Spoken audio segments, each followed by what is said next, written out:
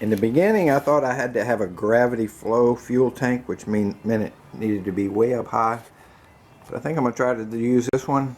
And I've ordered a little pump, a little very low pressure pump to pump the fuel up to the carburetor. I hope the float valve in the carburetor is strong enough to keep it from flooding. I think it will be. And I'm put a little bracket to mount a battery with some fiberglass angles.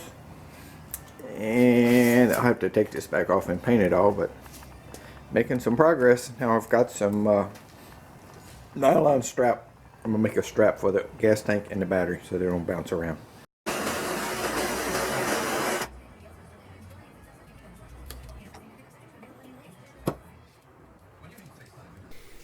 Plastic fuel tanks have always kind of creeped me out, so I built this tank support with a sheet of 3/4 plywood between the tank and the engine, just to kind of protect the tank from one, basic engine heat, and then worst case scenario, maybe a carburetor fire or an exhaust leak, just to give the tank a little bit of protection, just to make me feel better mostly. So the carburetor did flood with the little pump, so I made this little tank. I call it a day tank because I'm a boat guy. Welded it up and tested it, fixed my leaks, welded it again, and then I scrounged a little brass fitting from a carburetor. I was able to get it out without breaking it and get it tapped into the proper size hole on the little day tank, and I have no leaks.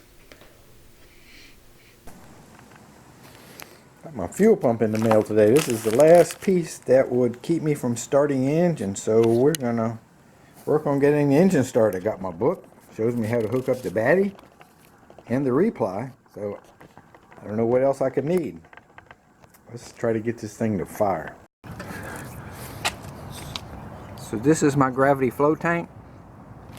This little carburetor is not meant for a fuel pump. It overpowers the float and floods it out. So it puts this little tank with a fuel pump.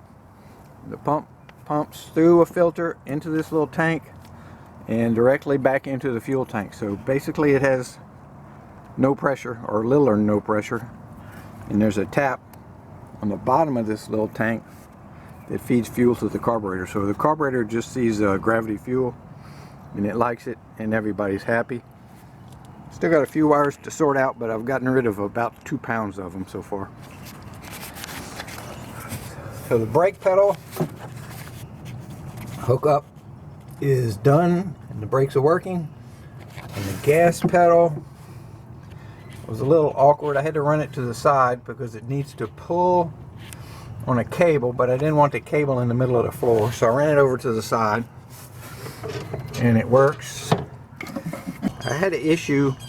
The travel of this cable is more than the travel of the cable in the carburetor, so theoretically somebody could mash down on this gas pedal and break the carburetor or break the cable. So the connection point, I messed around with putting a spring in the middle to take care of that, but I never could get it right. So right now it's just cable hooked to cable, and there's a little slack and it works, but eventually I want to put something in here where I can limit the travel, so when the kids are driving I can cut the throttle way back, because this thing goes pretty fast. So the exhaust port on the engine was a weird size. I didn't have anything to match it, so I ended up buying this little exhaust pipe off of eBay, and it stuck straight out. I didn't want it sticking straight out, so I thought I would maybe cut it and re-weld it, and the thing's paper thin, so I ended up just heating it up with a torch and bending it. I protected the engine from the torch with some ceramic fiber insulation. It's not asbestos. And I protected the gas tank, which had some gas in it, with this piece of steel. And by carefully applying heat and gradually bending it, it bent really well. I burnt one little teeny hole in it I have to patch. But I got it down low where I wanted it, and came out okay. I'm sure it'll probably rust out in a year now that the chrome is off of it, but we'll deal with that later. One of the things I needed to do before my first test drive was to get some brakes, so I was bleeding them here. I was pushing the pedal with a stick and operating the bleed valve with the wrench, and pretty smooth. It bled out pretty quickly. The fuel line is not a continuous slope from front to back, so I was a little concerned that air bubbles would get trapped in there and not come out, but it seemed like they all came out. I have a pretty good brake pedal right now.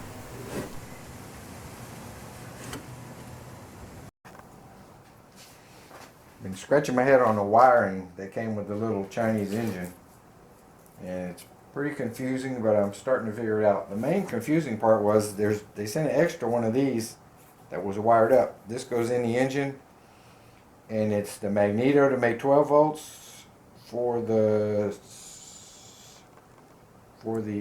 coil. It makes AC volts, and it sends a signal to the ignition system on when to spark. But I don't need this, so that cleared up a lot. So this is the key switch from the little motor, the Chinese quad, and all it is an off and on. So I added a button here, which is a start button. Pretty incredible. It took me a while to figure out the wiring because it was so complicated. The wiring that comes with the quad is completely wired to assemble and put into a quad, which means it has the start and kill and light switch on the handle where the handlebars would be, and it also has wires running to the front brake knob, the back brake knob, and the headlights and the tail lights. And all those wires were put together with these little plugs that are just too teeny for me to get my voltometer in. So what I basically did was cut the plug off of the key switch and ran those 4 wires to this terminal block and ran those 4 wires to the back along with a couple of spares.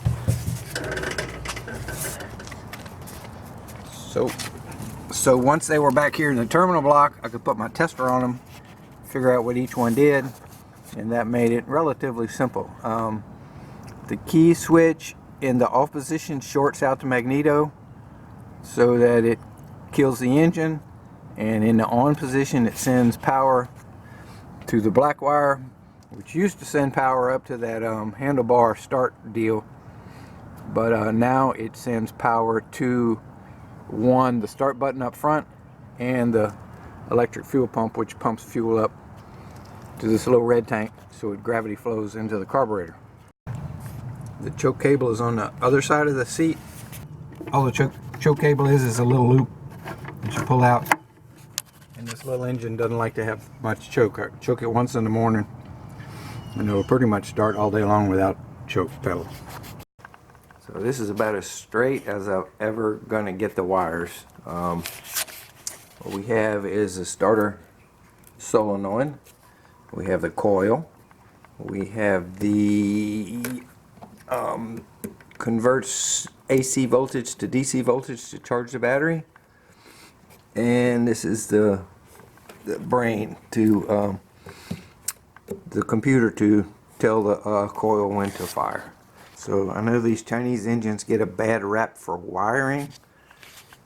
I didn't have any problem, but the wire is very, very small. So I'm assuming it wouldn't take much for the connections to come loose. So whenever possible, I've replaced them with a heavier gauge wire. So my brake pedal looks like a gas pedal, and my gas pedal looks like a brake pedal. And the longer I look at them, the more it's bugging me, so I'm going to cut them off and swap them around.